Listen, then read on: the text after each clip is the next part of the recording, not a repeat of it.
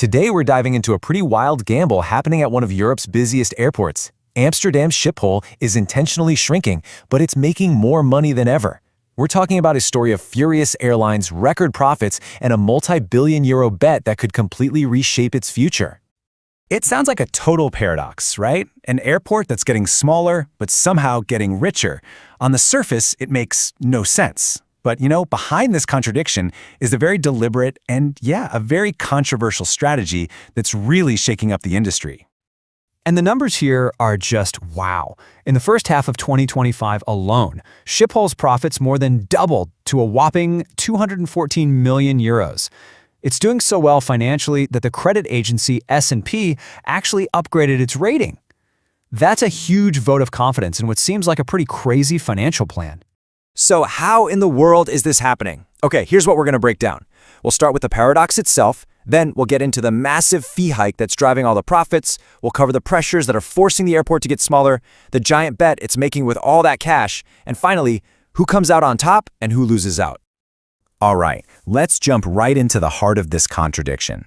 How is it possible for an airport to be making bank while at the very same time it's being forced to cut back? Okay, so here's the kicker. This financial boom isn't coming from a flood of new travelers. In fact, passenger traffic only saw a pretty small bump. So if it's not more people flying, where is all this money coming from? Well, it all comes down to one single, really bold decision. So, what was that move? Well, it's the engine behind this whole financial turnaround, and it's probably the most controversial part of this entire story. A massive, massive fee hike.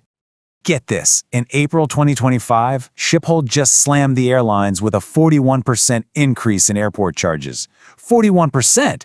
Just like that, overnight, it became one of the most expensive airports in all of Europe for airlines to operate from.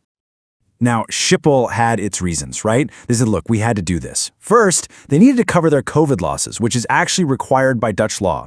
Second, inflation was going crazy, so their costs were way up. But the third reason, this is the big one, they needed a ton of cash to fund a massive, and frankly long overdue, upgrade to the airport itself. Okay, so they're rolling in dough from these new fees. But, and this is a big but, this whole thing isn't happening in a vacuum. At the exact same time, they're getting squeezed from the outside, hard.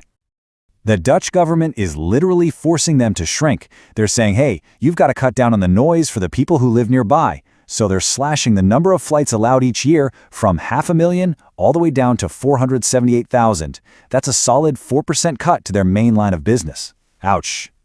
And it's not just the passenger flights feeling the pinch. Their cargo business, which is another big moneymaker, is also in a slump. As you can see, cargo volumes are just down, down, down, month after month compared to the year before. So, let's recap. They're being forced to cut flights, and their cargo business is weak. So, what are they doing with all that extra cash from jacking up the fees? Well, they're placing a giant bet on the future. And when I say giant, I mean a 6 billion euro bet. They are pouring that money into the single biggest infrastructure program in the airport's entire history. This is a complete overhaul designed to fix problems that have been piling up for decades and hopefully build a more efficient, more sustainable airport. And this isn't just some abstract number. We're talking about real, tangible stuff. A brand new, state-of-the-art baggage system, a major pier getting a complete facelift, modern climate controls, updated stands for the planes, new taxiways, the whole shebang. And a huge piece of this is making everything more sustainable. Now, a plan this radical, well, it's going to make some people happy and others really, really mad. So let's look at the winners and losers in Schiphol's high-stakes gamble. So who's losing? Well, first in line are the airlines, and they are not happy. KLM, which is Schiphol's #1 customer, called the situation incomprehensible. I mean, can you blame them? They're being asked to pay 41% more for the privilege of operating fewer flights. It's no wonder they're absolutely furious. And that anger points to the huge risk for Schiphol itself. Right now, it's still one of Europe's best connected hubs. But you combine sky-high costs with fewer flights, and you start to threaten that top spot. Its network is already lagging a bit behind pre-pandemic levels, and this strategy could really hurt its competitive edge. But it's not all bad news. There are some clear winners here. Part of the new fee structure was cleverly designed to push airlines to use their newest and quietest planes. And guess what? It's working. In just 3 months, the use of these quieter aircraft jumped significantly. That is a huge win for local residents and for the airport's own environmental goals. So in the end, Schiphol is really walking a tightrope.